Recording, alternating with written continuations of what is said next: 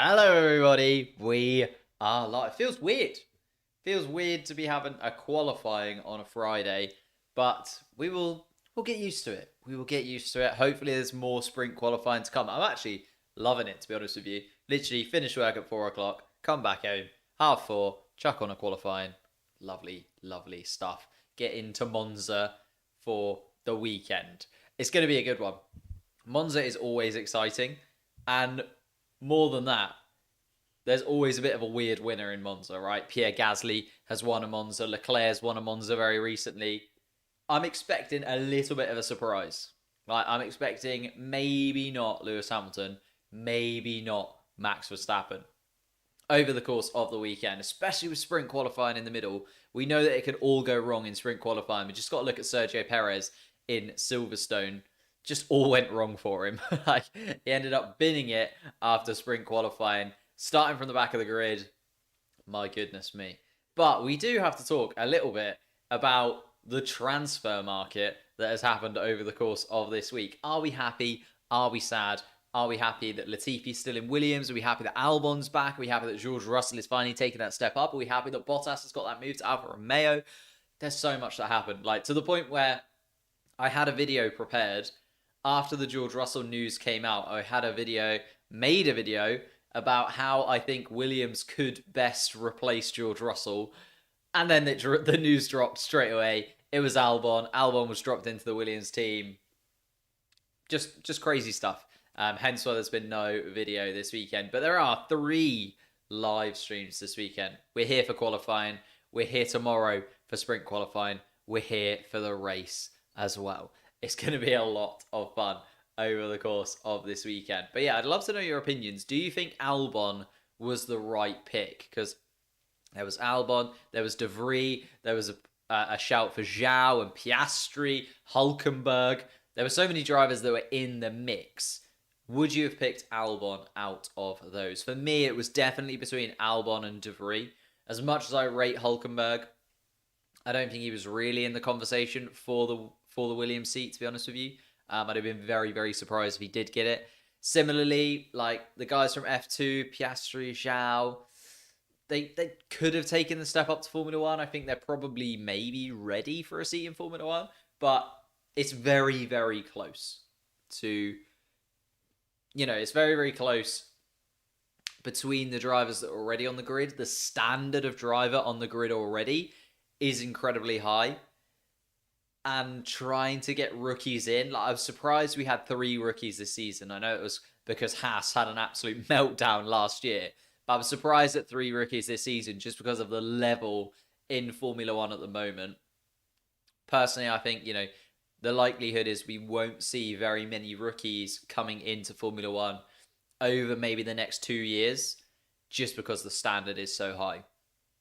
And there's probably not that many drivers that are going to give up anytime soon.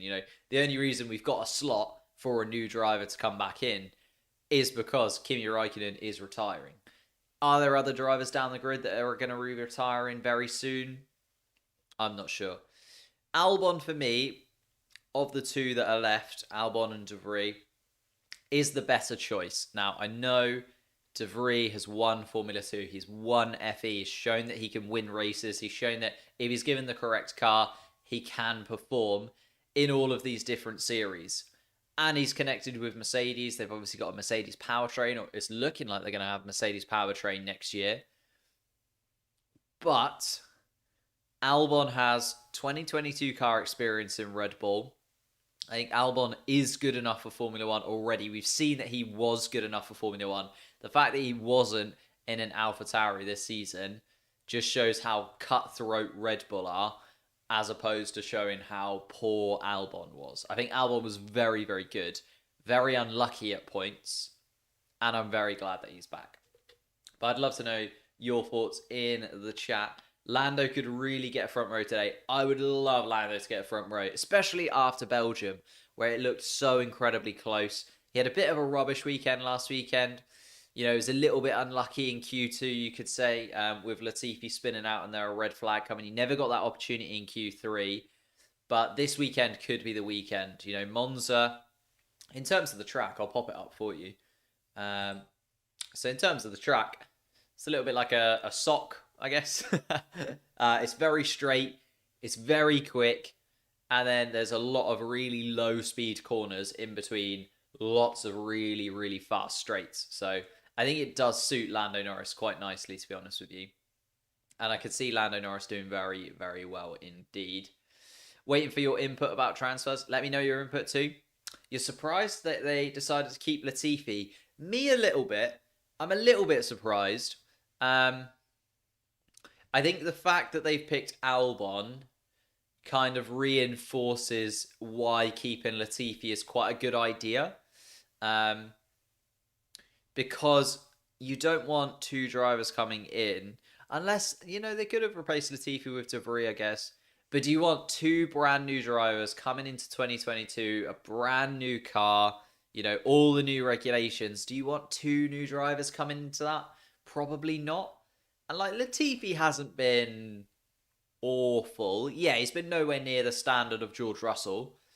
I don't think many drivers have. I think is the problem for Latifi that he was up against probably, I personally think, one of the generational talents that is coming through. We saw a similar sort of thing with Leclerc at Ferrari. We saw last year with Vettel, when Vettel was having a bit of a down year. Leclerc looks much, much better. We're seeing it with Norris now. Norris looks phenomenal compared to Daniel Ricciardo. Yes, Daniel Ricciardo is, getting used to a new car at the same time, but he's part of that new generation of drivers that is coming through and is going to be battling for world titles. And I think George Russell is in that conversation. I don't think Latifi is in that conversation, and therefore it's kind of tricky to judge Latifi against George when George is just of a much, much higher standard. I think the reason they stuck with Latifi is he's shown just enough. He does still bring in the money. I know that they've said that they don't need the money, but maybe one more year of that Latifi cash coming into the team would just sort of bed them in for 2022. And, he's consistent enough. He doesn't make loads and loads of mistakes, Latifi. He's just not super quick at the same time. So I think it's fair enough to keep him. He's a safe bet for next year. He brings in that money for next year. And then I think next year, at the end of 2022 or during the 2022 season, is when we'll see the Latifi Williams deal possibly, come to an end. I'd be surprised if they keep Latifi for another year after next season. We are indeed. We're live for qualifying, which feels mental on a Friday, but we do have sprint qualifying tomorrow as well. Albon was the right pick. He's better than De Vries and also experienced teammates. Yeah, that's a very good point as well. They might have, decided to keep Latifi because he's been teammates with Albon before. They know that they've got a partnership there. They've got two guys that have worked together before. They won't have all of the awkwardness of brand new teammates. There'll be a bedding in period for Albon, obviously, but it won't be the same as learning a brand new team with a brand new teammate. Latifi will be able to work with Albon already because they've been teammates before. Happy Monza? Yes, I'm so glad we're in Monza. Monza always throws a little bit of a spanner in the works, doesn't it? It's one of those tracks that's just got a bit of a feel about it where you're like, oh, something just a little bit special could happen this weekend. You know what I mean? The Gasly win. Something just a little bit special could happen this weekend. And the home of Ferrari as well is wonderful to just be. Italy looks like a boot. Monza looks like a sock. It all connects. It does. It really does. What looks like a foot? Something that's in Monza that looks like a foot. What on the grid looks like a foot? We need something. I'm sure we'll find. I mean, there are feet on the grid, but that's boring. We need something that looks a bit like a foot that's on the grid to get the full inception of boot to sock to to foot inside of. I hope you're not late. You're not late at all, mate. We've got about 20 minutes from now until we are live for qualifying. Incredible growth on the channel, considering I didn't have a video for this week because it got basically ruined by Albon going to Williams. But thank you so much. 3,570 subscribers if you are new and you'd like to subscribe. hit that little button down below. Wonderful community of people, all chatting Formula One. Will be here for qualifying, for the race, for sprint qualifying as well. Oh, I keep forgetting that sprint qualifying exists. Just bought F1 TV Pro.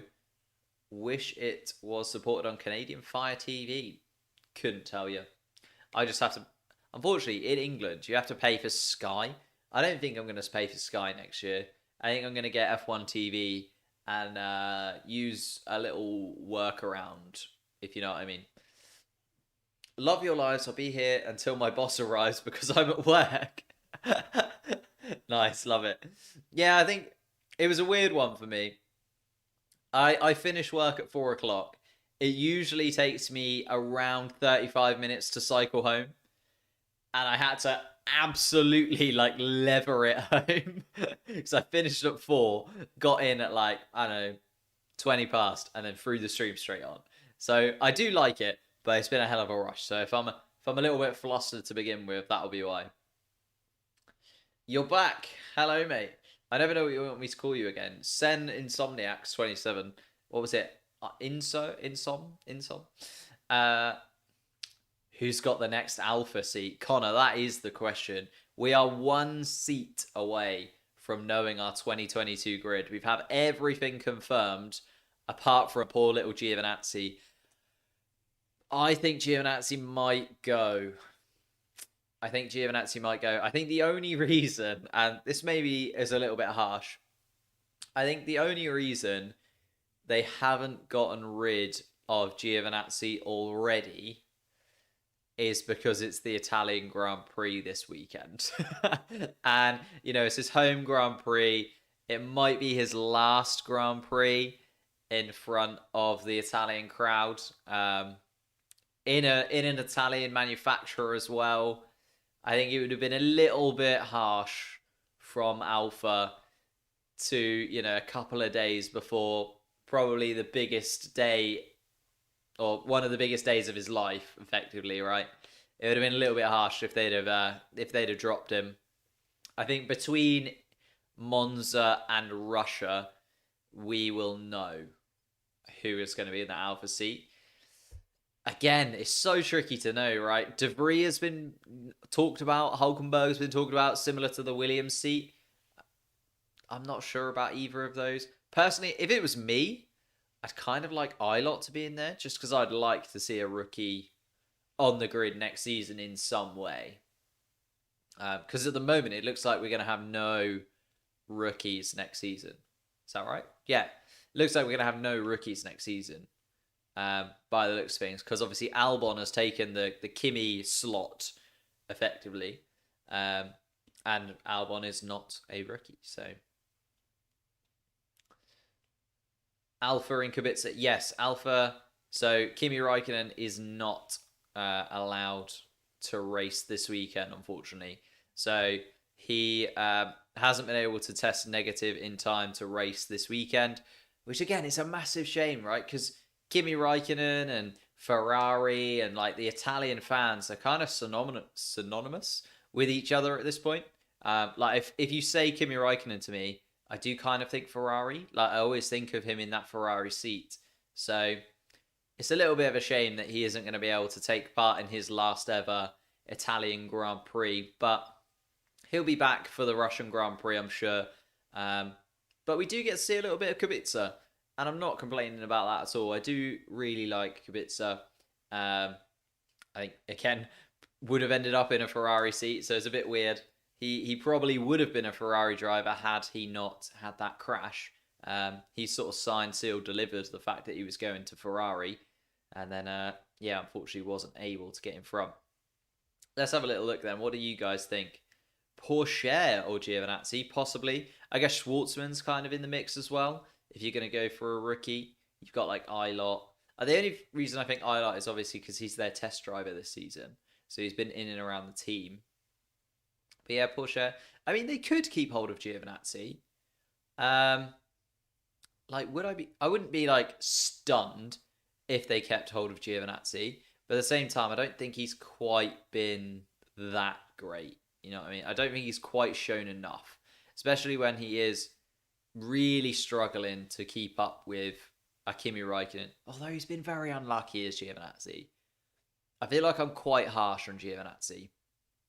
He has been very, very unlucky. But also, I don't think has been good enough either. So, bit of a balance for me there.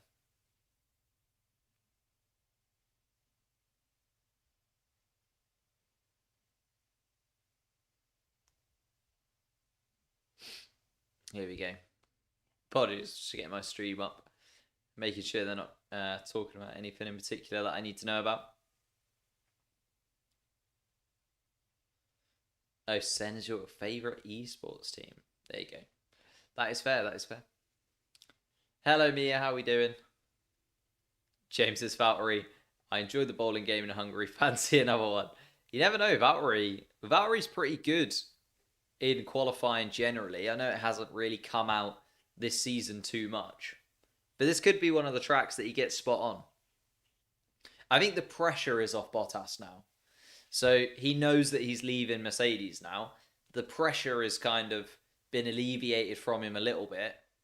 And now he can just focus on driving, right? He could just go absolutely hell for leather in that Mercedes.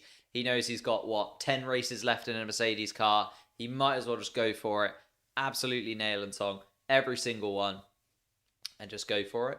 So we might see Bottas, it's a little bit like in the Premier League when a football team gets relegated and suddenly they start winning games.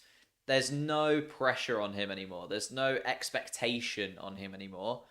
And therefore he can just go out there and drive. Just go out every single weekend and just drive. So we might see something a little bit special from Bottas over the second half of the season. They should keep Gio for one more and then get Porsche. Yeah, possibly. That is probably a good idea.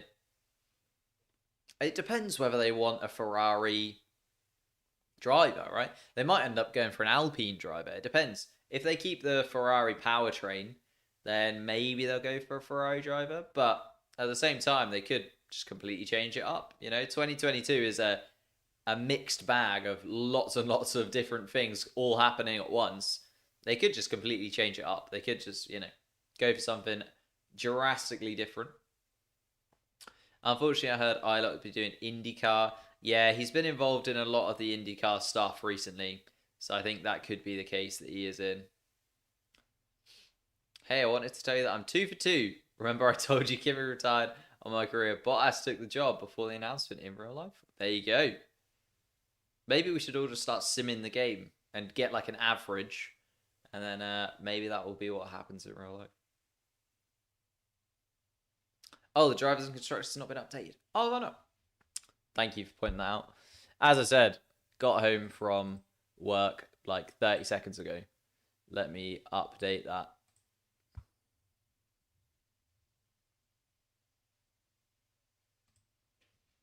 Oh, no, I can't. Oh.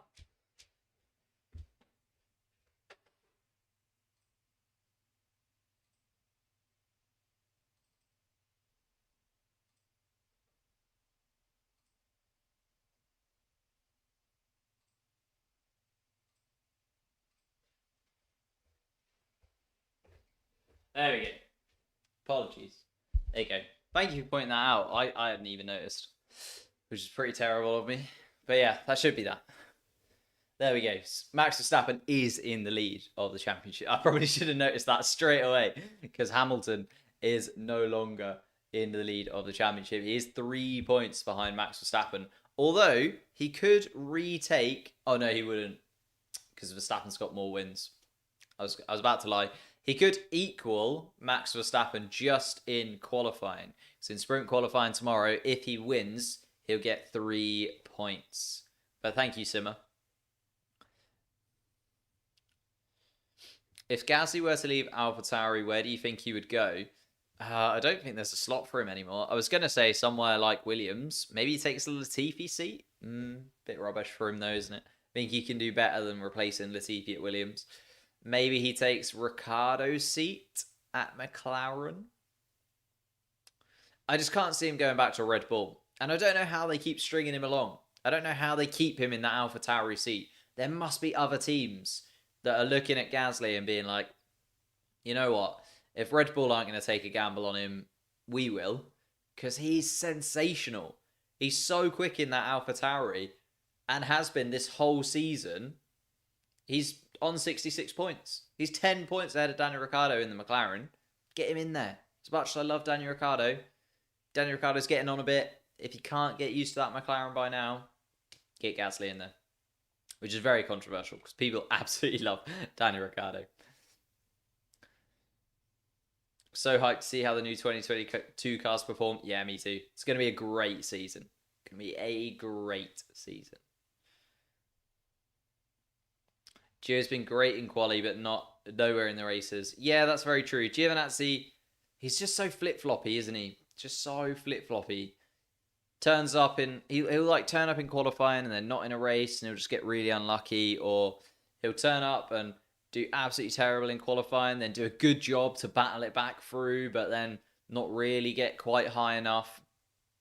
He just doesn't quite have enough about him, does Giovinazzi, for me. I think he's sort of shown that he's never gonna. Personally, I don't think he's ever gonna take that step up to like properly elite level driver. To be honest, I think he's gonna be a very good middling driver for any team that picks him up in the future. I don't think he's ever going to be able to like push a team on and progress a team forward. Which 2022 lineup is best? I mean, Hamilton and Russell at Mercedes is disgustingly good, right? Absolutely sensational. Probably second to that is still Charles Leclerc and Carlos Sainz. Probably that might even still be the best, to be honest with you, because we don't know how George Russell's going to take to the new Mercedes. Like, we're assuming, because we've seen him in Sakir, that he'll take to the Mercedes pretty well. If it does take him a few races to bed in, Charles Leclerc, Carlos Sainz, if the Ferrari guys get the car together, I could see them making waves in the season, in next season's Grand Prix, to be honest with you. Where do I think Vettel will qualify? If Vettel can get into the top 10, he's done his job, right? You know, you're expecting both Mercedes, both Red Bulls, both Ferraris, both McLarens, realistically. Although Daniel Ricciardo likes to have a Q2 exit occasionally. You're expecting those 8 to be in the top 10. And then, you know, it's the battle of... Gasly, actually. You're expecting Gasly to be in the top 10 as well. So it's the battle of, like, the Alpines and the Aston Martins to get into that Q3 position. If Vettel can get that position for his team, then he's done an exceptionally good job. So we're looking at Q3 being the best of the best that Vettel can do. And even if he starts 10th, it's pretty good getting into Q3 in that Aston Martin. Especially because Aston Martin need the points. Look at the Constructors' Championship. They're really starting to fall away from Alpine and AlphaTauri at this point. If they don't turn that around soon, it's going to be too late. Like, we're not got too long in the season left. We are further in the season than we've got left now. Aston Martin, if they want to come 5th or 6th in the Constructors' Championships, they need to do something about it very, very soon. Like, it needs to be done as soon as possible. Jalta Alpha is almost done, as Chinese sponsors are giving 30 mil. Yeah, that is my only concern with, you know, the Alfa Romeo seat is, will they go for a driver where they do need a little bit more cash? I mean, it makes sense. If you could have 30 mil and a pretty decent driver and some connections with Alpine as well, like, that bodes well for a pretty good deal. I don't think Giovinazzi brings too much to the table where, you know, I'd be surprised if Xiao did take his seat. You love that you get recognised in this chat. Of course you do. I try and read every single chat. Sometimes it goes a little bit too quick and I do miss stuff. But I do try and get involved in every single way possible. Alpha's car has been a red garbage truck. Yeah. It hasn't been great. I think it's just not taken steps forward. I think we've seen slow but continual progression from the Williams car, right, over the season. By no means, did I think that Williams were going to be on 20 points by this point in the season. But I think we've seen slow progression of that Williams car. And, you know, we've seen George Russell, especially when we got towards Austria, we've seen him, you know, starting to get into Q3, starting to battle in the midfield, starting to hold his position in the midfield, starting to, you know, get closer and closer to that 10th place. And then, yes, he got very, very lucky in Belgium to pick up those points. But it has been a progression. It's sort of been coming. And as much as it was a huge surprise he was on the podium, I don't think it was a huge surprise that they picked up points in, Hungary when there was an absolutely calamitous crash. Alfa Romeo, on the other hand, I don't think they've taken too many steps forward since the beginning of the season. They kind of look about as fast as they were at the start. You know what I mean? Like they haven't made progress in comparison to the other cars around them, and therefore, yeah, it's not great. Alpine started the season badly, but now they have their speed. Yeah, they did. Well, I mean, Ocon started the season incredibly well. Alonso started a little bit slow, which is fair. It's his first season back. Then Alonso looked really good, and Ocon dropped off. So they had a bit of a mixed period there. But since Silverstone, they've got Ocon, his new chassis. They've absolutely rattled up the table. Like they've looked very, very good for me. And Ocon winning in Hungary has done them a massive favour. Those 25 points are the difference at this point. Like if you look, AlphaTauri are only 6 points behind, but Gasly, bless him, is 20 points ahead of Alonso, 22 points ahead of Ocon. He's really trying to grab that team and pull it up to that 5th place. Hopefully Yuki Tsunoda can get some good races in the next half of the season. I feel quite kind of sorry for Yuki Tsunoda that it just hasn't quite clicked for him yet this year. He has got the contract for next year, though. That was something that we were debating last week as well, whether Yuki Tsunoda would stick around. He is going to be sticking around, and if you haven't seen his press conference, I felt really sorry for Yuki. He was like, he sort of apologised for the fact that they were keeping him on next year and said that he really needs to improve and he needs to stop crashing and stop doing this, stop doing that. So yeah, Gasly and Tsunoda will be in AlphaTauri next year, but Tsunoda has already got in his head that he massively needs to improve next season, and even in the second half of this season, to be honest. I can see Red Bull like they have control of AlphaTauri. They fire Yuki, keeps underperforming at the level compared to Pierre. I mean, compared to Pierre is a bit harsh. Pierre Gasly is absolutely just one of the best drivers on the grid, in my opinion. And Yuki is still in his rookie season, but I think it's just the sheer amount of points. And could Yuki Tsunoda have 6 more points at this point in the season? Have there been opportunities for him to pick up 6 points? Probably. And that would make a huge difference to AlphaTauri at this point if he had been able to just pick up just 6 points more. 6 points is a lot, but I feel like he could have. He's had races where he's been just close enough that I thought he would have picked up points by then. Tsunoda and Ricciardo are so inconsistent as second drivers. Alonso and Ocon are balanced well. Yeah, that's what I mean. I think, Ricciardo, or you could argue the same sort of thing with Aston, AlphaTauri, McLaren. Like, Ferrari are in 3rd place purely and simply because Ricciardo has struggled a little bit, whereas Sainz has taken to that Ferrari like a duck to water. AlphaTauri, the reason they're 6th and not 5th is because Yuki Tsunoda struggled a little bit. And kind of Aston Martin as well. Vettel and Stroll. I don't know, Vettel and Stroll have been fairly consistent on their level this season. They just haven't had a great season all in all, to be honest, have they? As the two of them. Yeah, that's what I mean. Aston Martin, they really need to turn their luck around because otherwise Williams could sneak up behind him and take 7th place. Imagine if Aston Martin get outscored by Williams by the end of the season. They would be livid. Hello, Sadie. How's everyone's day? Everyone's day's been good. I've been at work, cycled as quickly home as I possibly could, and now we're straight into qualifying. And we're almost live with qualifying. We've got a minute left to go for me. As always, there's a bit of a delay on YouTube. So you might have to pause this and pause that to line them up a little bit. I'll put the timer up once we do have qualifying, but we're heading into it.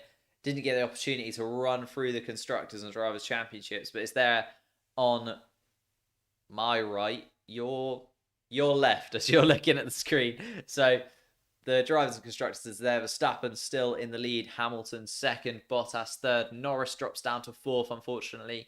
I think he'll do very well if he manages to finish above 5th. I'd be surprised if Sergio Perez gets away with having more... I know that Sergio Perez has been confirmed for next year, but It's not going well for Perez all in all, is it? Leclerc is in then in 6th place, very, very close still between him and Sainz in 7th. Gasly in 8th, Ricciardo 9th, Alonso 10th. Ocon drops just outside the top 10 in 11th place, 2 points behind his teammate. Then a little bit of a gap to Vettel, 9 points. That's quite a hefty gap from Ocon. To be honest with you, you need a good result to get 9 points in Formula 1. So Vettel will be thinking about catching Ocon as soon as he possibly can. And then we go, well, I've lost myself. Tsunoda, 18 points in 13th place, level with Stroll. And then Russell, my goodness me, that Williams car, 15th place, 13 points, just 5 points of the Aston Martin of Stroll.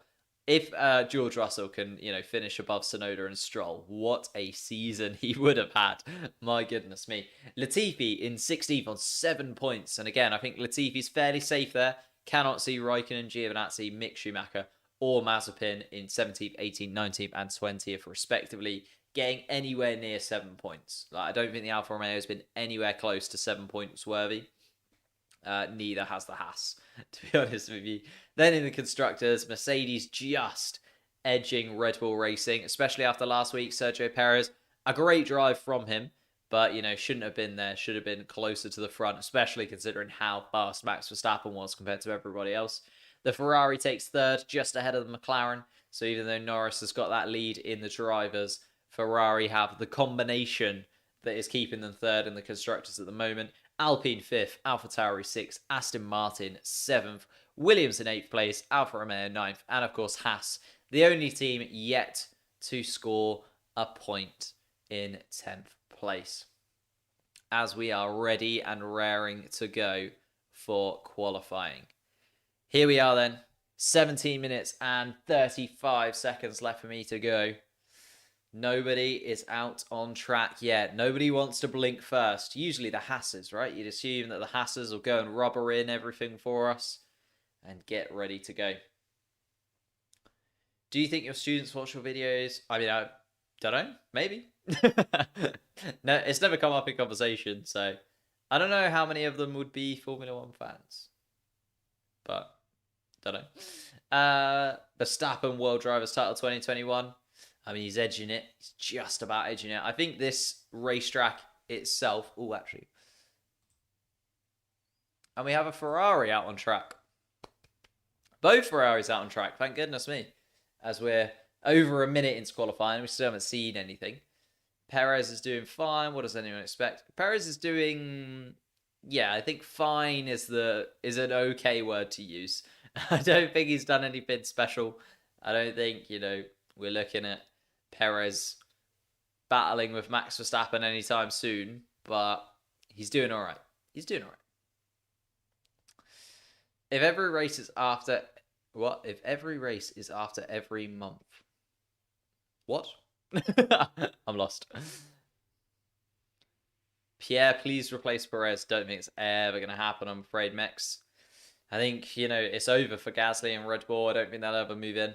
By the way, Carlos Sainz, can we just take a step left and talk about Carlos Sainz's helmet for this weekend? It is beautiful.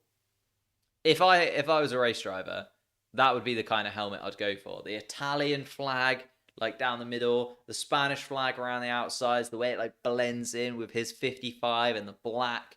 Oh my goodness me. That is one of my favorite helmets ever, I think. Carlos Sainz's helmet for this weekend.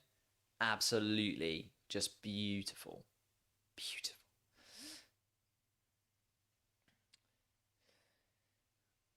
Oh, we're in Q1.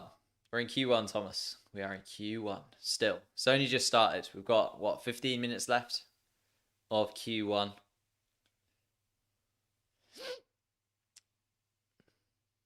Alonso even scores points in 7 straight races. Is that true? Which he didn't do during the nightmare periods with McLaren. I mean, that McLaren was shaky. I think the Alpine, at least doesn't have the issues in construction that some of those McLarens had. The Alpine seems like a fairly good unit. I can't think of a time the Alpines let a drive. Oh no, there was Ocon, wasn't there? Ocon had an issue and had a DNF. at some point this season, but I can't think of like a technical issue that's happened with one of the Alpines where they haven't, been able to finish a race apart from that one Ocon one. I think the Alpine's just a pretty all round, pretty good manufactured car, to be honest. Here we go then. As the Ferraris are the first to go and set a fast time, can Leclerc or Sainz be the faster of the Ferraris in front of the Italian fans? There's a 2-minute delay. Yeah, so YouTube puts in like an automatic delay when you're streaming, which I can't do anything about. So it's always going to be a little bit delayed, unfortunately. Here we go then. Carlos Sainz goes purple in the second sector. Charles Leclerc comes across the line at 1:22.8. Carlos Sainz comes across the line at 1:22.4. Is the faster Ferrari. He was behind Leclerc though, so he probably did get a nice little slipstream down all of these lovely straights that we have around Monza. As we go on board with Yuki Tsunoda, what's Tsunoda up to? Ooh, a little bit shaky. Ooh, gets up on the curbs there. Ooh. Ouchie. Bit of gravel, bit of curb. Yeah, a little bit too wide from Yuki Tsunoda there, but that's him. It's alright. Lando Norris goes fastest in Sector 1. Here we go. The Lando Norris show is beginning again. I love this. It's like Belgium all over again. Lando Norris, top in Q1. Here we go. Verstappen goes fastest. A 1:22.1. But Lando Norris is flying around. Sets a purple Sector 2 as well. We're on board with Lando Norris now as he's coming down towards the final couple of corners. At the end of Sector 3. Here we go. Can Lando Norris put himself top of the tree in Q1? I know there's lots of cars left to go. But it's looking like a very good lap from Norris. And it's a wonderful lap. A 1:21.6, 4.5 tenths ahead of Max Verstappen in second. Now, of course, it's all about not being in the bottom 5 at this point. As long as you're not in the bottom 5, you get through into Q2. But still, that is one hell of a lap from Lando Norris. Now, here we go. The Mercedes are coming around. Can the Mercedes do better? This track kind of does lend itself a little bit to the Mercedes power unit. I'm expecting pretty quick laps from both Hamilton and Bottas, to be honest with you. I think this track does suit them a little bit better than the likes of Red Bull that they'll be racing with this weekend, you'd imagine. As Hamilton goes purple in the first sector and is 2 tenths up on Lando Norris already. Oh, 26.9 in the first sector. So he's broken the 27-second barrier in that first sector. Alonso's 3 podiums away from 100 career podiums and around 50 points away from reaching 2,000. That is amazing, isn't it? Imagine 100 podiums. The amount of trophies he's got in that cabinet. Goodness me. Lewis Hamilton then also goes purple in the second sector. It's looking like Hamilton's going to take, as Bottas does go fastest, but Hamilton going even quicker still.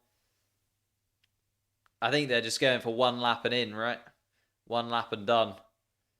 Hamilton is indeed fastest, goes 2.5 tenths faster than his teammate Bottas in second, and Lando Norris still third fastest until Giovinazzi goes third fastest, and Ricciardo goes third fastest. Gasly goes fourth fastest. Giovinazzi there was third fastest in front of his Italian fans. Is Giovinazzi going to have another wonderful qualifying performance like we saw last weekend? He got 7th place last weekend to Giovinazzi. Wonderful qualifying performance from him. Are we going to see it again? He's looking very quick as we watch an onboard of Max Verstappen. Gets a lot of curb and a little bit of gravel on the way out for good measure. Ouch. God, that is a lot of cars all backing up. Getting in the way of one another. Of course, we are still in Q1, so you just don't want to be in the bottom 5. The current bottom 5 Kubica, Mazepin, Mick Schumacher, Alonso, and Ocon. But neither of the Alpines have set a time yet. So it's likely that they will jump up a couple of places. Leclerc is currently 15th fastest, although he has been on the radio a couple of times saying that he has been struggling with the car. Carlos Sainz is only 13th fastest now, and Yuki Tsunoda 14th. Here we go. Charles Leclerc comes out for another go. He was really, really struggling, and Carlos Sainz is going to follow him. Ooh. As Nikita Mazepin gets let out by the Haas garage. What are the Haas pitwall doing? The Haas, like, how do you release Mazepin when you literally can see both Ferraris coming out of their garage? Haas boggle me. Haas boggle the mind. I just don't get it.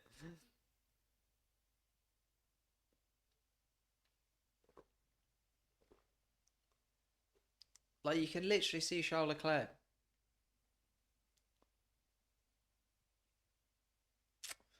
Yeah, I'm not a fan.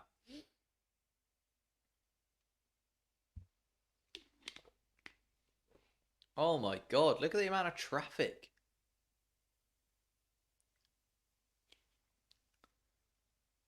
There's so much traffic. Down into turn 2 and 3. So much traffic. What is going on? Ocon's on a flying lap. He's going around the Lesmo corners, and there's literally like 12 cars like parked in the way. What's going on? What are they doing? This is mental. There's so many cars out there. Some are on in-lap, some are like getting their tyres warmed up, but like everybody's all in the same couple of corners. Goodness me. Oh, the pit lane incident between Mazepin and Leclerc is being looked into by the FIA. Ocon and Alonso then. The two Alpines. They haven't set a time yet. Can they get themselves above 15th and through into Q2? Ocon goes 11th fastest. It's not a stellar lap from Ocon. And then Alonso knocks his teammate back down to 12th as he goes 8th fastest. Oof. So the Alpines at this moment in time are through. So after everybody has set a lap time, apart from Mick Schumacher, actually, sorry, Mick Schumacher is yet to have set a lap time in that Haas. So Tsunoda, Leclerc, Kubica, Mazepin, and Mick Schumacher are currently the 5 that are out. Norris goes third fastest, 5 tenths behind Hamilton. So Norris and Ricciardo actually running 3rd and 4th at this moment in time. Gasly is just so good. Gasly is just so good. In 5th place in that AlphaTauri. My god, there's so much traffic. Gasly's on a flying lap and there's literally 4 or 5 cars just parked on the apex of a corner as he's trying to get around. This is mental. This is mental. There's so many cars on track and none of them in the right place. Gasly does go 4th fastest, but that lap was a little bit ruined. A little bit ruined. There's so many cars just all in the same place. I don't know how they've all been sent out and they've all managed to like congregate all on the same corner as one another. Like, obviously, they're trying to get a slipstream from the cars in front, but still, like, you know what I mean? Like, I'm expecting them to be a little bit more. You only need 1 car in front of you for a slipstream, not 5. And they've all just like stacked themselves up. As Verstappen goes 3rd fastest, Sainz goes 4th fastest actually. Now that he's able to actually get a good flying lap in that Ferrari. Now the track's bedded in a little bit and rubbered down. Race control. Turn 6 incident involving Mazepin and Kubica. I didn't see that. If anyone knows what that is, if you could let me know in the chat, that would be wonderful. But there is an incident between Mazepin and Kubica. Oh.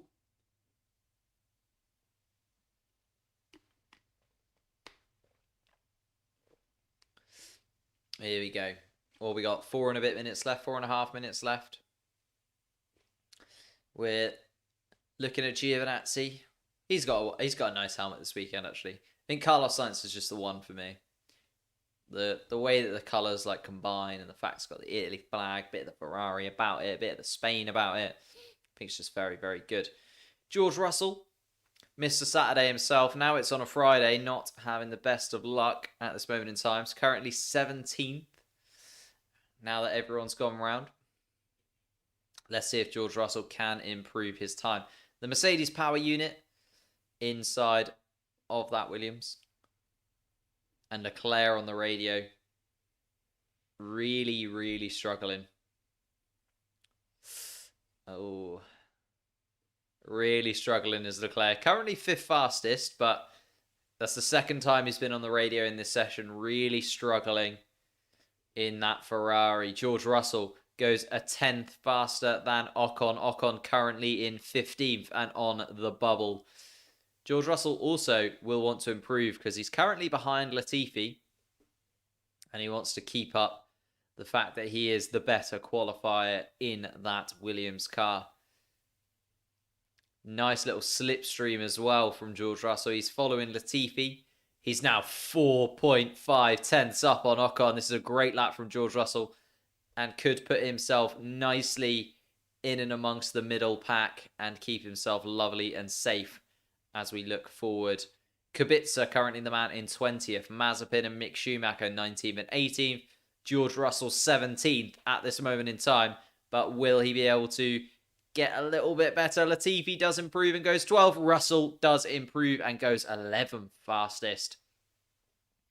Not clear daylight between them and the drop zone, but a little bit of a gap. Latifi maybe needs another lap if he can get one in. Depends how much fuel he's got and where, those tyres are as well. Latifi could maybe do with another lap. I think George Russell probably will be okay with that. But at the same time, if he can get another lap in, maybe do. Where's Vettel? Vettel is P16 now after the Williams have come round and improved. Is in 16th place is Vettel. The Aston Martin just doesn't look great over these. Oh, this is the incident between Mazepin and Kubica. Mazepin literally is just driving on the racing line as Kubica tries to come round for a flying lap. It's just so weird. There's so many cars out there and none of them look happy about the fact that there's so much traffic. Everybody's just getting in the way of everybody. Are these on a flying lap? There's Verstappen, Russell, both of the Aston Martins, the Alpines, all within 20, 30 meters of each other. It's a bit crazy. Mazepin on the radio, saying that Mick needs to get a move on. My goodness me. There is no love lost between those two boys at Haas, is there? They really are not a fan of one another. Nikita will complain all of the time about Mick, supposedly. Oh my god, there is such a queue going round the final corner. There's only 45 seconds of Q1 left to go. And there's such a queue. My goodness me. Is everyone going to get round? Is the thing. This is the last opportunity they've got as well. We've got the likes of Vettel and Ocon that are currently out. They will be really hoping that they can improve. Maybe knock out their teammates or the Williamses. Giovinazzi, still 8th fastest though. Wonderful performance from Giovinazzi in Q1. He's basically guaranteed himself a Q2. Unless these guys can put in some really, really wonderful lap times.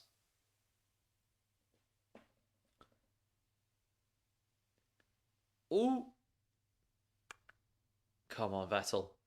Can we get through? Stroll's just behind him. Come on, here we go. Comes round into the second sector. What's his second sector time looking like as he's going to come under the bridge? It's not too bad. It's 3 tenths up on Sonoda, who's currently in 15th place. One more sector to go in terms of Vettel. Can he get through? Hate that qualifying has turned into musical chairs. Yes, it's a bit weird, this one, isn't it? Because you need that slipstream, and that slipstream does help so much. You kind of want to be in the dirty air of the car in front of you, which is a bit weird. But you don't want to be so close that it's affecting your corner. And Vettel goes 8th fastest. Stroll goes 9th fastest. Latifi is the man on the bubble. Can't improve his time. Kubica goes across the line. Can't improve either. Goes into 18th. Ocon comes across and drops Latifi out. Giovinazzi goes 5th fastest. Goes in between the Ferrari. Tsunoda improves his time and goes 14th. Alonso improves his time and goes 12th. George Russell is out. Latifi is out. Mick Schumacher, Mazepin, and Kubica is out. George Russell couldn't quite do it. I thought he was just about okay, but ended up not quite being the time. Ended up being 2/10 down on Tsunoda, who was in 15th place. So the Williams cars, their run of form seems to have come to a little bit of an end here in this running qualifying session. Oh, some wildlife coming across the track in front of Nicholas Latifi there. Bit of a weird one for Latifi. Had to just dive out of the way of what looked like maybe a cat or a dog or something. Not sure.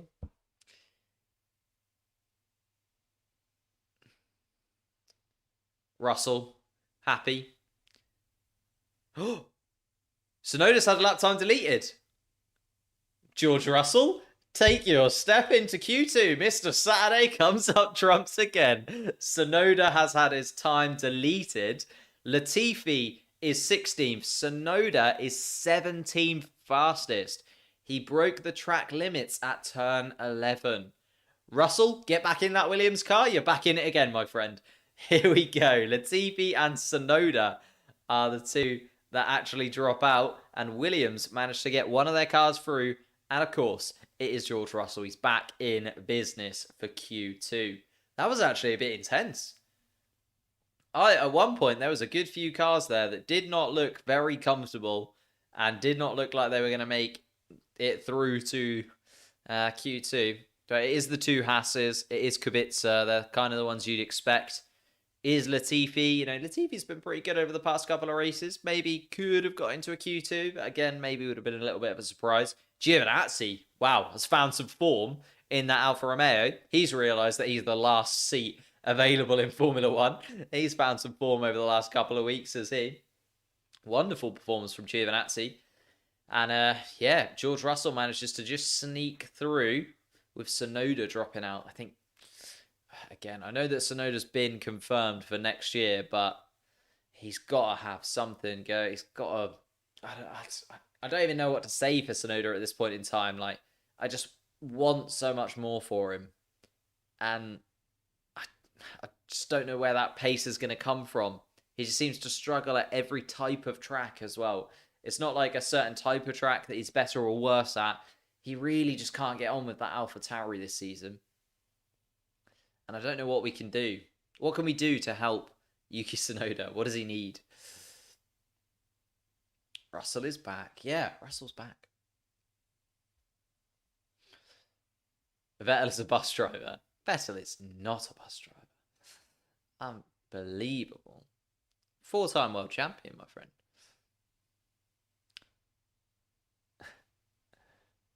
Latifi through. No, Latifi's 17th, unfortunately. 17th. Give him some time, he'll be good again. Yeah, possibly. Found something, yeah. Giovinazzi flying. Vettel did nothing with Ferrari. I mean, he nearly won a couple of world championships. Tsunoda is not good at all. Yeah, Tsunoda just struggling. Just really struggling. Do you think Tsunoda will get replaced? They've confirmed him for 2022. But, it is Red Bull, and that sometimes doesn't really mean much. Wow. Loads of drivers getting all over the curbs as well, by the way.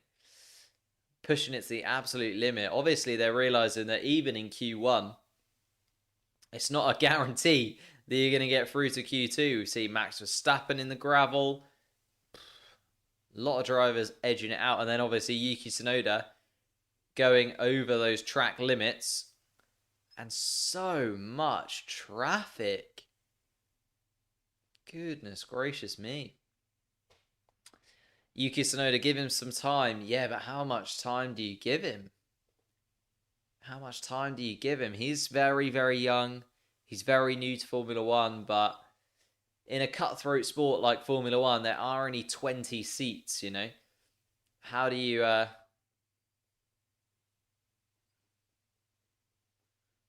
Wow. We're looking at some of these qualifying laps, and there's so many cars in the way. Like, you just can't even get anywhere near where you want to be on the racing line because there's so much traffic. Obviously, that will go down a little bit and be a little bit less in Q2 and Q3, but even so, I don't even know why. It's not like a super short lap, you know, a 1:20 lap time. It's not like we're in Austria and it's like a 1 minute lap, or last time out in the Netherlands where it was a 1 minute lap.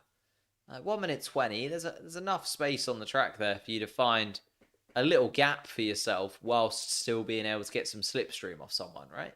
But everyone was just crumpled together in that final sector. And it just means that so many drivers are having compromised laps. We didn't hear anything about the Kubica Mazepin incident, did we? Be interesting to see whether anyone else picks up possible investigations or penalties because of getting in the way, basically, of other drivers on their flying laps. Where was it? Oh, it was right at the end. Yuki Tsunoda, turn 11, where he got it all wrong, went off the track, broke those track limits. That's it, unfortunately for you, Yuki. Gotta be very, very careful.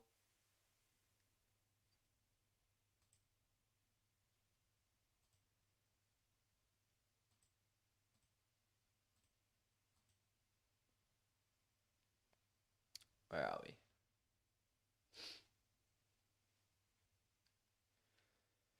Oh, the Red Bulls are out. We are into Q2 now. Both Red Bull drivers coming out. Maybe going in a little bit early, trying to get a lap time in while the track's still quiet and before the traffic starts to descend onto the track. Who have they sent out first? That's interesting. They sent out Verstappen in front of Perez or Perez in front of Verstappen? You'd assume it's probably... Actually, I think if I was Red Bull, I'd probably send Verstappen in front of Perez. I'd trust Verstappen to get a good lap time in, and then Perez give him the benefit with a little bit of a toe, right? From those guys. Hamilton and Bottas are out. Oh, everyone's coming out now. Just everybody's coming out now. Loads of cars exiting the pit lane. Ferrari's coming out. McLaren's as well. Nice. Is anybody not out? Mazepin. Well, he's out. We won't see a Mazepin today. They've decided not to give any sort of penalty to Mazepin for the incident with him and Charles Leclerc. Oh, I need to do the timer.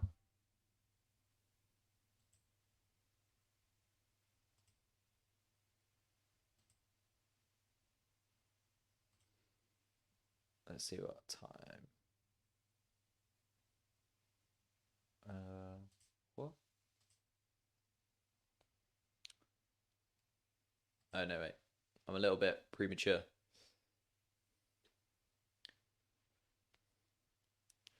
little bit premature. I'll start on the 12-minute-ness. Everybody is out. Everybody is on track, ready and raring to go. Let's see then. Well, they sent Sergio Perez out in front of Max Verstappen. I think I'd have gone the other way around if I was Red Bull. Because I trust Max Verstappen to go a little bit quicker.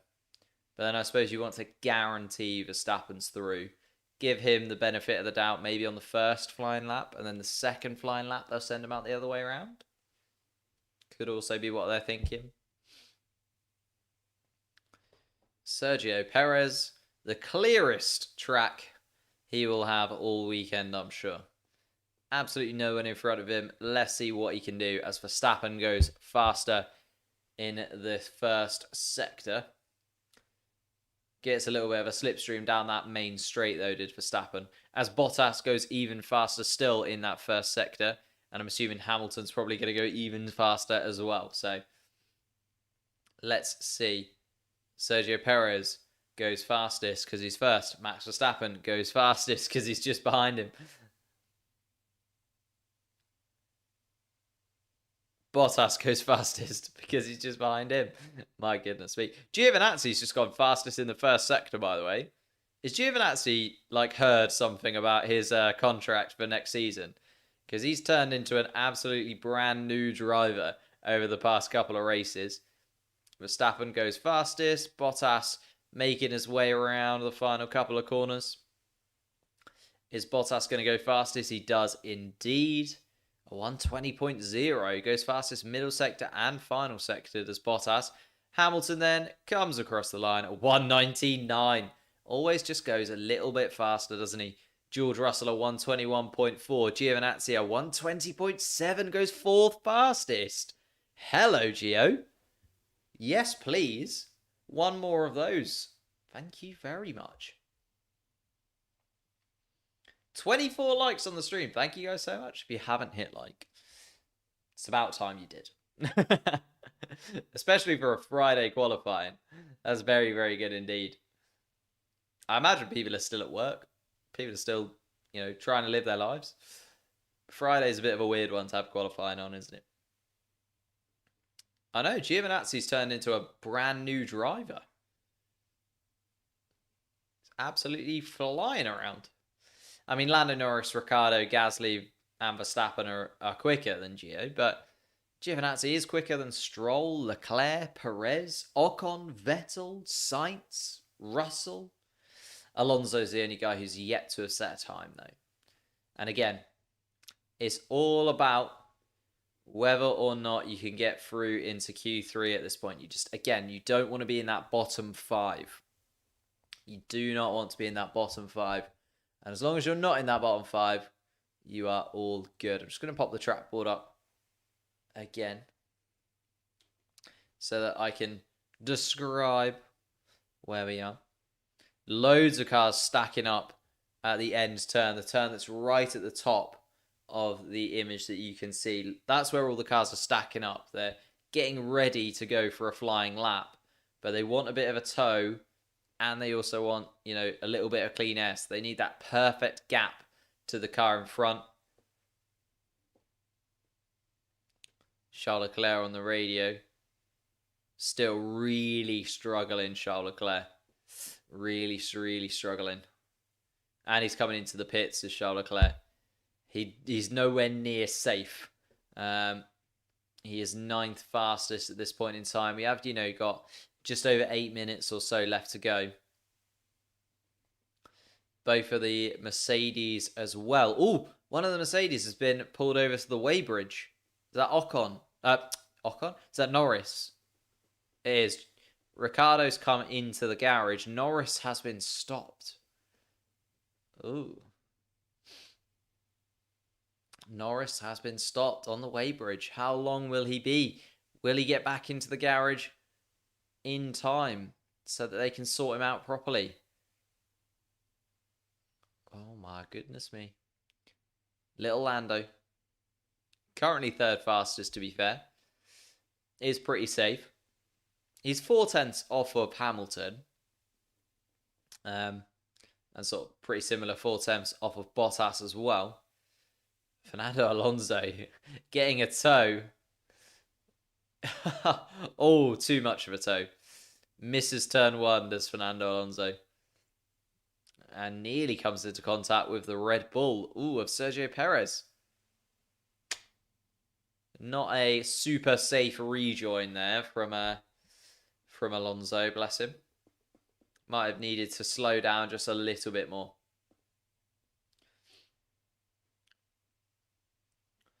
Alonso scored points in Baku to Hungary 7 straight races. That's what I mean. Alonso, since since coming back into form a little bit around about Baku, we were looking at Monaco. Maybe that was the time for Alonso to come back in, but he started showing his quality again in Monaco, I'd say.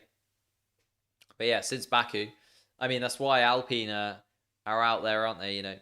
Out in front in that midfield pack, because both drivers have had good stints throughout the season. They've had good showings throughout the season, and Ocon's win does massively help as well. Along the way to come in fifth in the championship, 25 points won't go amiss, will it? As everybody is come back into the garage shuffling for new tyres. Everybody's gone softs, which is interesting, because remember, if you are in the top 10, whatever tyre you qualify for in Q2, so this session that we are in, is the tyre that you will have to start the race on. So he is going to be starting the race on these tyres. Carlos Sainz, we're just looking at here. Lando Baby Circus Tiger. yeah, little Lando. He's just got to go and get himself weighed before he goes out for a second flying lap. Alonso always gets so unlucky due to traffic. Do you think? I mean, that wasn't really unlucky, that one. It was he just missed turn one. Just didn't do it. Just did it. How much likes do I target? Michael Jordan, that is a great question. I don't really know, because Friday streams are a bit of a anomaly, right? They don't happen overly often.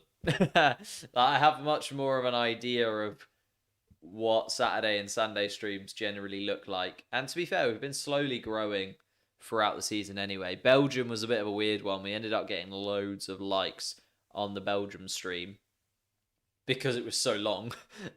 More people stopped by, and therefore we had 4 hours of waiting for the rain to stop. So that one is a bit of an anomaly. But yeah, Friday streams, I don't know. So 25 is absolutely sensational. I'll take 25 any day of the week. Considering at the beginning of the season I was getting none. The first couple of streams was 0 or maybe 1. So 25's amazing. Mazepin is as good as Vettel. Have you watched anything recently? Have you watched Formula 1 recently? I'm not sure. I think you may be lost. Absolutely no way. Here we go then. 3 minutes, 40 seconds to go. Are we going to start to see the drivers coming back out? We're looking at Bottas, the man who's currently second place. Again, you just need to make sure you are not in that bottom 5. This is not for pole yet. We still need to wait till Q3. Bottas comes out, Hamilton following. The Red Bull's coming out. This is the time then. 3 minutes left on the clock. And this is where the traffic is going to come out onto the track. Will we see traffic down into the last couple of corners again? I think so. Everybody is in the pit lane right now. Literally, everyone has been released all at the same time by the looks of things. God, Lewis Hamilton is in between Bottas and Verstappen. Leclerc's at the back of the queue. Ooh. Verstappen on the radio. Verstappen just jumps the queue, basically. Drives straight past both of the Mercedes. Verstappen just wants to get involved and get going as quickly as he possibly can. Giovinazzi is the one. Hamilton on the radio. Everyone's backing up. Hamilton's saying, this is the problem, right? I mean, they've got more than enough time for an outlap. More than enough time for an outlap. Ooh! Sebastian Vettel gets released basically into the side of the Mercedes. Oh, it's all getting a bit close in the pit lane. Bit wheel-to-wheel action with the Mercedes, as that Sebastian Vettel it is, yeah. And Lance Stroll as well nearly hits it, and the Alpine nearly hits the Aston Martin as well. God, it's all going on in the pit lane. I'm not sure. I think people might pick up some penalties for these. And there's a Ferrari released into the Alpine. God, there's a lot going on in that pit lane. My goodness me.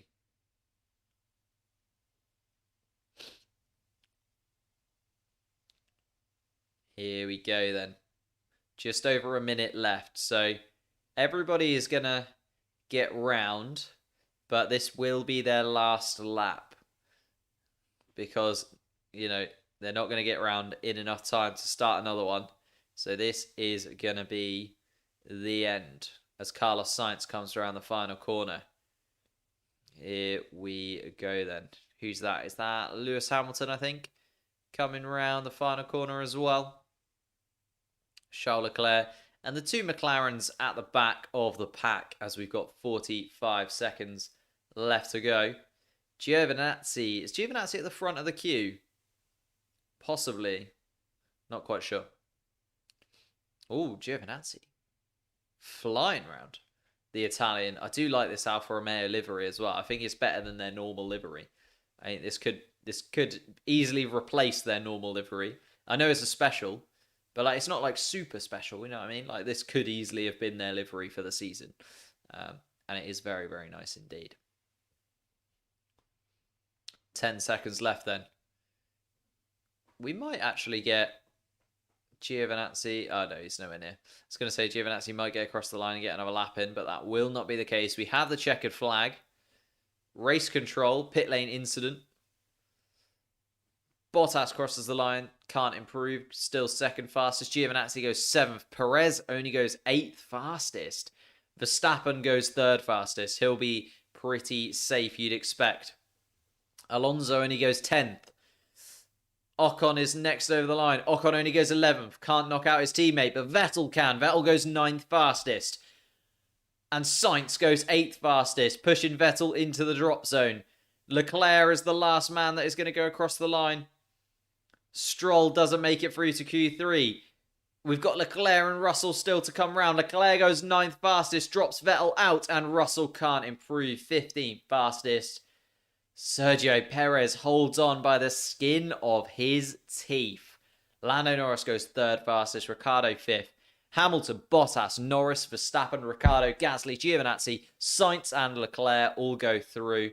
Perez, 10th place for Perez, just about edges it through. Vettel will start 11th, Stroll will start 12th.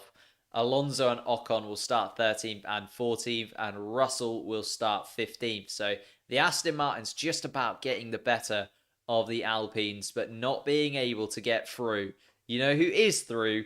Giovinazzi, the Italian stallion, is through in place. Absolutely wonderful performance from him again in qualifying. Giovinazzi has clearly heard that his seat is up for grabs next year. Is putting in the laps of his life. Getting through into Q3 in that Alfa Romeo, very good showing.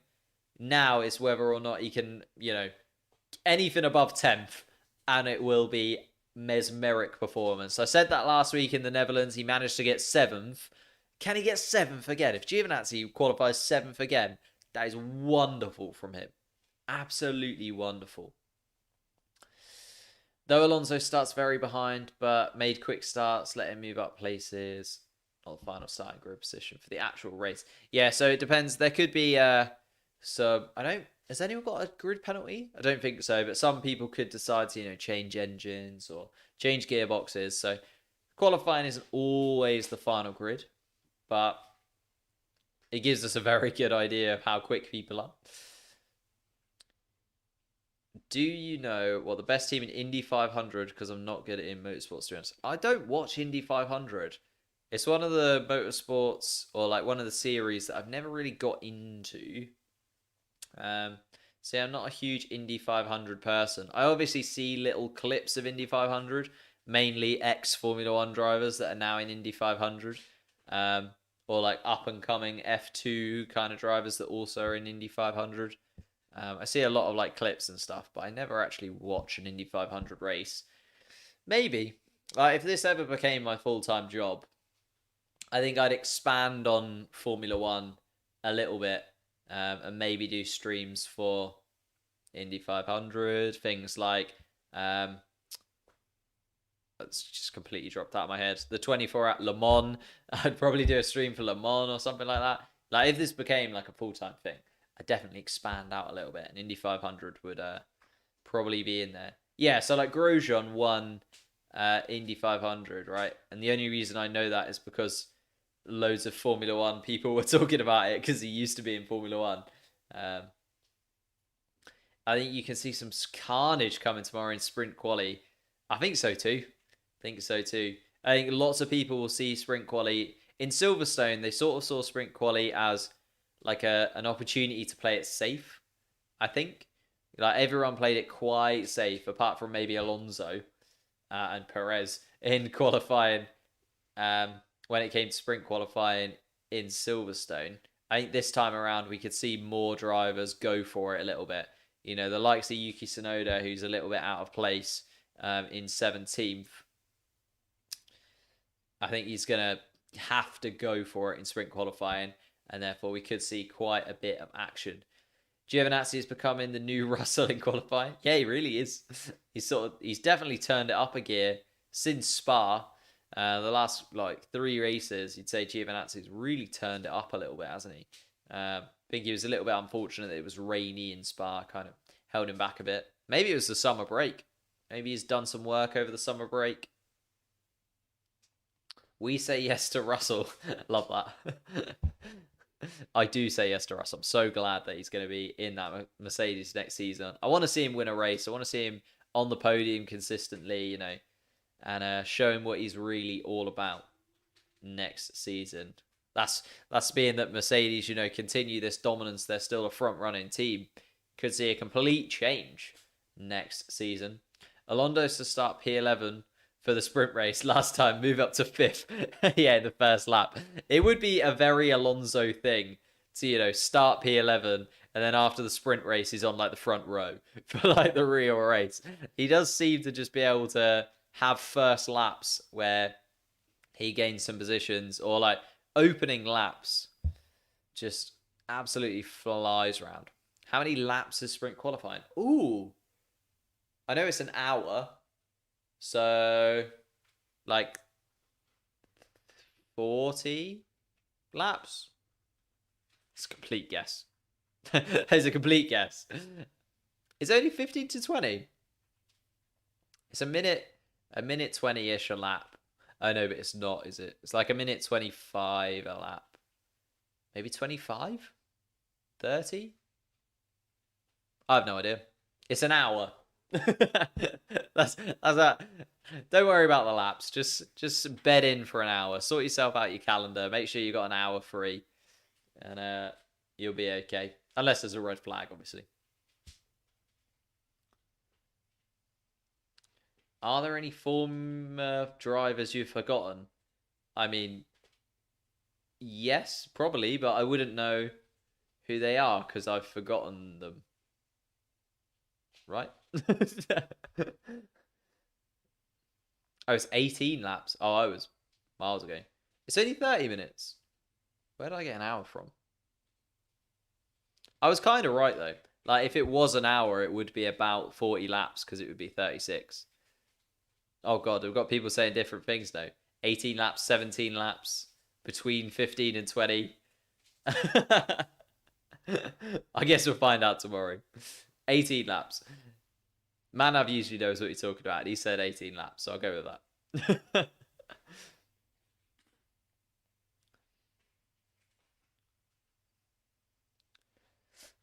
Here we go then. So the 10 that are out: Vettel, Stroll, Alonso, Ocon, Russell. Start 11th through 15th. Ouch. They are out. But we move into Q3. And this is where the big boys come in. This is where we are fighting for pole position. This is where we are fighting for where you're going to start. First row, second row, third row. This is the big one here. Oops, I need to restart the thing.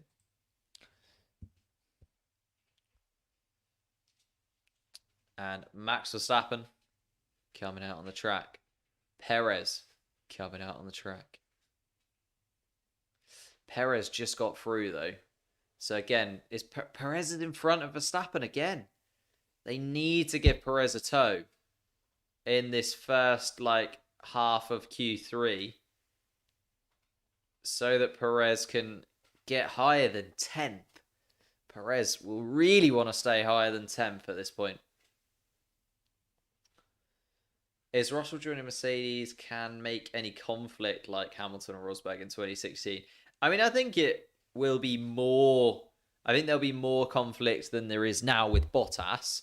But I think at the same time, George Russell kind of knows that he's been given the keys to the castle a little bit, and he'll probably do what he's told for a little while until he's properly bedded into the team. And I think he kind of knows that Hamilton will still be first choice for like the next season or two. And it'll be, it'll be like 2 seasons or seasons time. I think in a season's time is when we'll see like Russell properly starting to maybe get a little bit big for his boots and start to, beat Hamilton in a few races and start to maybe disobey some team orders if Hamilton asks to be put through and things like that. I don't think it'll be next season. I think it'll be the season after where we could see Russell be that little bit more of a fighter within the team. Here we go then. Bottas coming around. Going to start his first flying lap. Hamilton just behind him. Then the AlphaTauri of Gasly. Then the Red Bulls. Then the Ferraris.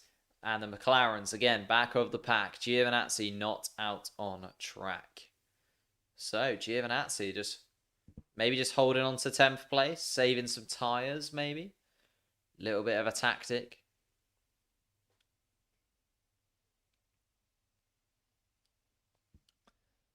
Ooh.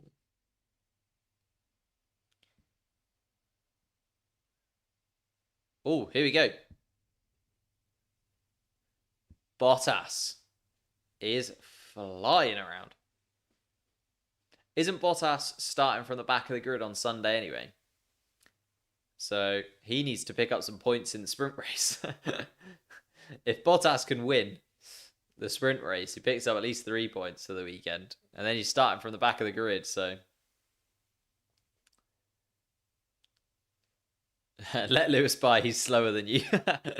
Yeah, we could see a little bit of that at Mercedes next year, depending on who's winning championships and who's picking up points most often and stuff.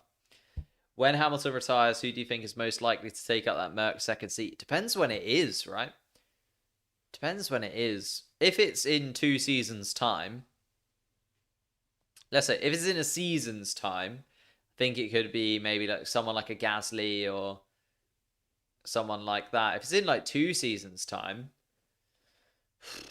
like it could be anything. Could see like craziness happen. Maybe someone like I know Daniel Ricciardo often like gets like theorized as a future Mercedes driver. Possibly. Norris, maybe? Norris could get that step up, but depends if Lando Norris is still happy at McLaren or not, right? Vettel, yeah, bring a German in. Also could go into... I think it really depends when it is. It's too early to speculate if it's a couple of seasons' time, because so much could happen in a couple of seasons. Like, you can go from being the best driver on the grid to absolutely nowhere in 2 seasons. Why does he start back there? I'm pretty sure he's changed his engine for the race this weekend. Let me double check that. I'm saying that. It's come into my head. I remember reading it somewhere. But I'm pretty sure he's changed his engine up. So he's going to start from the back of the grid. Imagine if those 3 teams are still here. Oh, yeah. Caterham, Marussia, and HRT. Those were the days. They were a bit shoddy, weren't they? Where was it that I read this? Bottas Monza 2021.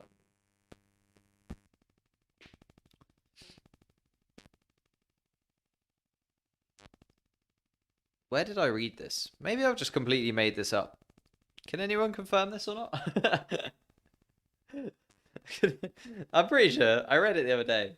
I've lost it. I've lost it. But I'm pretty sure he's changed his engine, and that's why he's starting at the back of the grid. So, halfway through Q3, Hamilton and Verstappen make up our top two. Norris and Ricciardo. Here we go, Ricciardo with another wonderful qualifying performance. We saw it in Spa. Can he do it again this time around? Ricciardo finally maybe getting to grips with that McLaren. Bottas in fifth. Gasly in sixth. Gasly just always does it, doesn't he? Always turns up. Leclerc and Sainz, the Ferrari boys in the Italian Grand Prix, seventh and eighth. Perez still only ninth fastest, and Giovinazzi didn't do a lap. And Giovinazzi's 10th. By the way, there's a 2-minute lag or gap in the stream. Yes, there is always a little gap. YouTube puts in a delay for the stream. So there's always a little bit of a delay in terms of where I'm at. Obviously, I'm watching it live, but you're watching me in the past. If that makes sense. Perez with a toe from Gasly, but still slower. Yeah, that's what he's a lot slower as well. He's 0.3 off of Sainz in 8th place. So it's not like he's, close. He is properly at a distance from the guys in front. Whereas the top three, there's only a 10th between them. Verstappen, what was that? 17 hundredths of a second slower. No, 17 thousandths of a second slower. Goodness me. I'd see Albon drive at Merc. Yeah, he's at Williams now. Could make that step up in a couple of seasons' time. If he really turns up, why not? I think Russell and him would make a good partnership. He is at Williams now. Get experience with Mercedes powertrain if Williams stay with a Mercedes powertrain.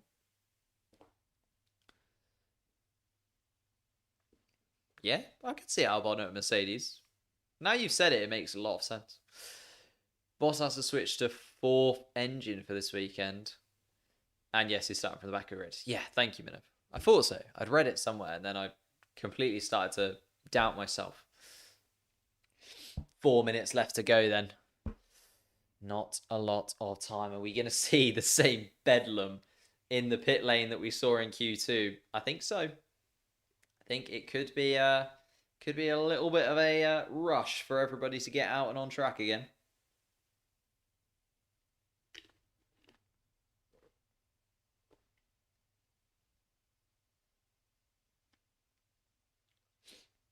Here we go. We're just waiting. Who is going to blink first? The problem is you don't want to be the car at the front of the queue. You really can't be the car at the front of the queue in Monza. As Verstappen comes out behind Perez, though. He is behind Perez again. Perez is not going to improve. Perez is now going to be the first car on the track as Bottas comes out. Hamilton comes out behind Bottas.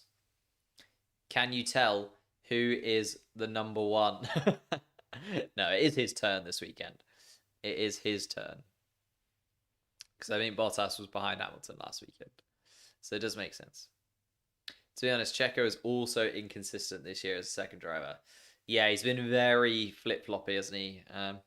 It's been very, recently it's been very floppy from Perez. I wouldn't say there's been many good performances in the last sort of 5 races or so. But hopefully it will turn around a little bit. Here we go then. Red Bulls are the first ones out. The Mercedes we're watching currently on track. Sergio Perez. Right at the front of the queue. Max Verstappen just behind him. That's why Red Bull are losing to back in the constructors' standings. Yeah, basically, if you look at it, Bottas has got another 15 points on Perez. And there's only 3-point gap between Hamilton and Verstappen.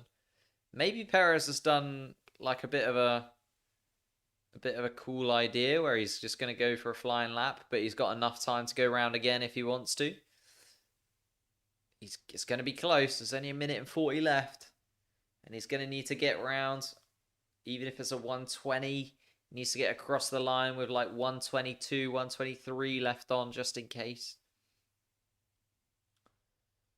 Here we go. Verstappen across the line with 1 minute and 15 left to go. So he's not going to get another lap in. This is the last laps for these guys coming around.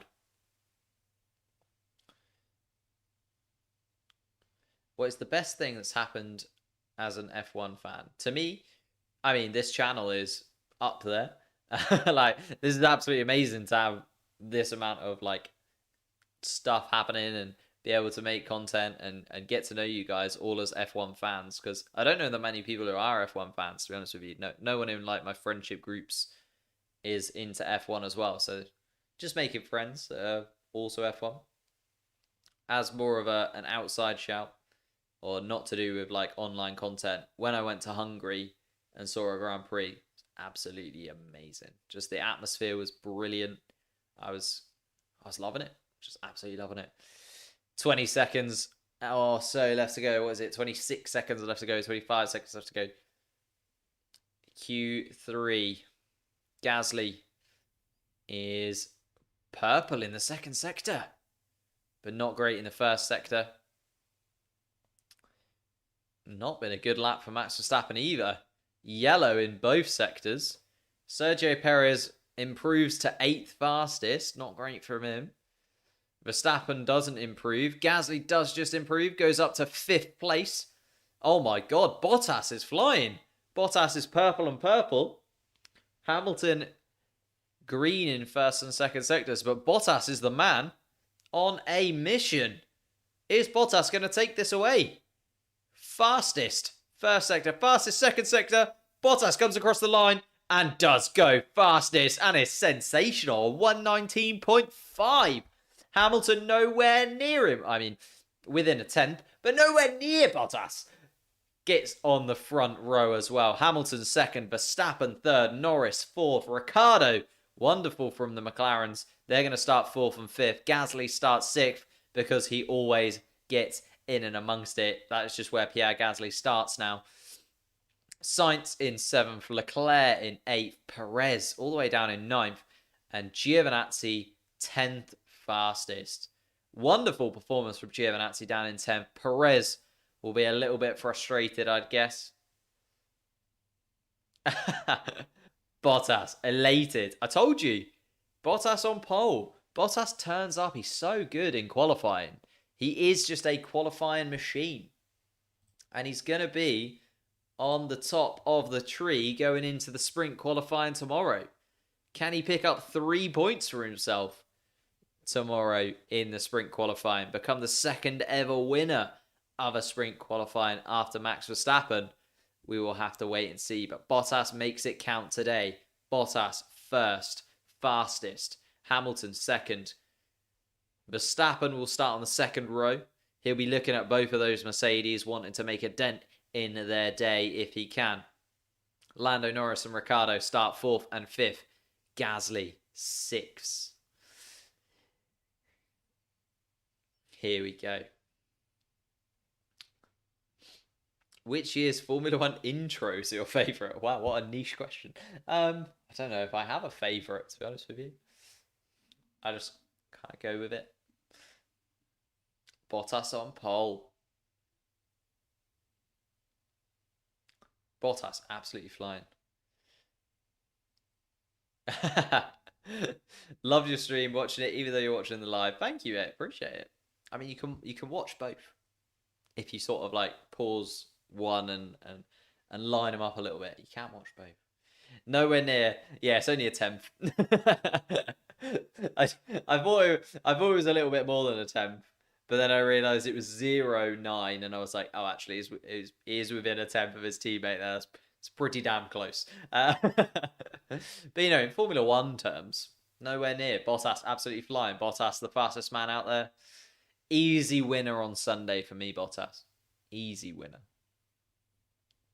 Bottas, best team driver. Yeah, he is.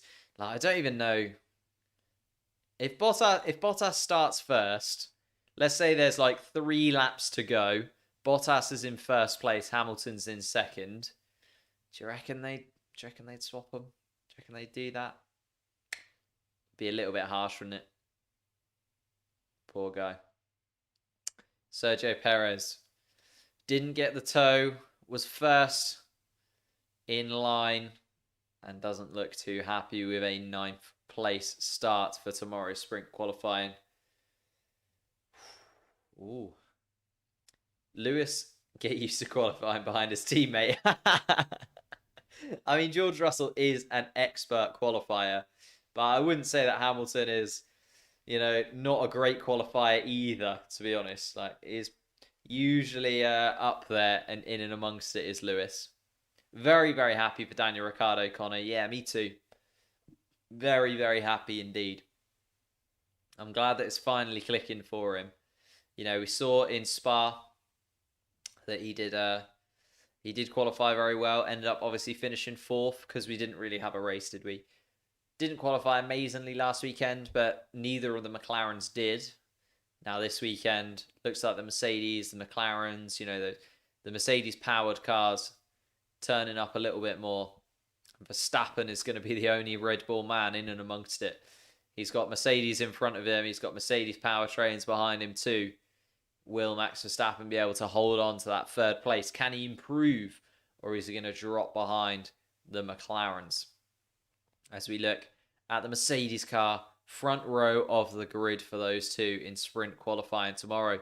It feels weird. Like, it feels like we should be going into a race, right? But we're not. We're going to go into a 2nd round of qualifying tomorrow. So, where have I put it? Schedule. Tomorrow, 3 o'clock GMT, my time. We will be going... Just listening to Max Verstappen now. They're asking a weird question about whether or not he feels like he's got pace. He's qualified 3rd. He's pretty good. 3 o'clock for sprint qualifying. Oh, it's Felipe Massa. Hey, Felipe Massa on the grid. Getting back in a car. Chuck him in an Alfa Romeo or something. What a guy. Love Felipe Massa. Always need a Brazilian on the grid. I've just decided that we need a Brazilian on the grid. Felipe Massa was that Brazilian for us for quite that long time. Rubens Barrichello as well. Where are the Brazilians? We need a Brazilian. We need an up-and-coming Brazilian to take a little spot on the grid for us. Felipe Massa, though, is good enough. We'll stick with him on the commentary or on the questions for the drivers this weekend. Main focus, Hamilton aiming to get 100 career race wins after losing his chance in the 3 previous races. Yeah, he'll be wanting to pick up points. I mean, he's not too far behind Max Verstappen. He'll want to take back the lead in the championship, but Hamilton's been in championship fights before. He knows that it's going to go back and forth between him and Verstappen. It's probably going to come down to the last race of them all. But tomorrow, at least, we'll get to see Valtteri Bottas starting from the front. Whether or not he'll let Hamilton's, disappear into the distance and maybe try and hold up Max Verstappen could possibly be the case. If he's probably going to play the team game, Bottas could end up giving the win in the sprint race to Hamilton tomorrow and letting him start in first. And, as much as he talks a good game, Hamilton, saying that Valtteri Bottas has been his best teammate, it's probably been his favourite teammate because a lot of things have gone his way, have they? When it's been Lewis Hamilton and Valtteri Bottas, it's been pretty one-sided in terms of who's been winning the most races, been picking up the most points, so on and so forth. Felipe Massa's alive. Why would he not be alive? He's not that old. Yeah, we need some more Brazilians. We need some more Brazilians in Formula 1. Just spice it up. And the Brazilian Grand Prix is always a little bit better if we've got a Brazilian on the grid as well, isn't it? Gets the crowd going a little bit. And Valtteri Bottas looks elated. Obviously, it'll be maybe a little bit disappointed that he's not holding on to that Mercedes seat next year. I think it'd be fair. I don't know though. Maybe he's fairly happy for the new opportunity. Maybe he's just happy for a new start, a chance to be maybe number one in a team for the first time in what feels like forever. And he's had 5 years at Mercedes. He's done exceptionally well there, and it was a tricky seat to come into. Like he was replacing a world champion, was Valtteri Bottas, and I think he's done very, very well to make sure that he's kept in touch with Hamilton for some of the seasons, but he's never quite been quick enough to win a world championship, has he?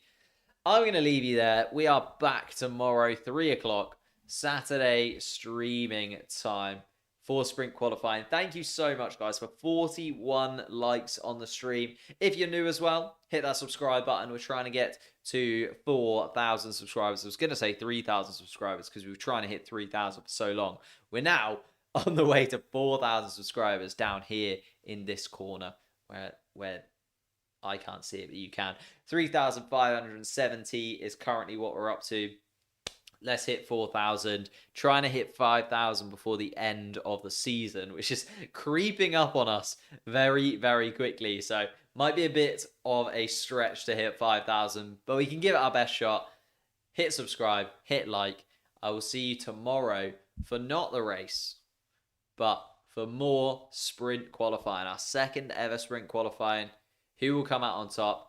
Verstappen, the first ever winner of a sprint qualifying. Can he do it again with both Mercedes in front of him?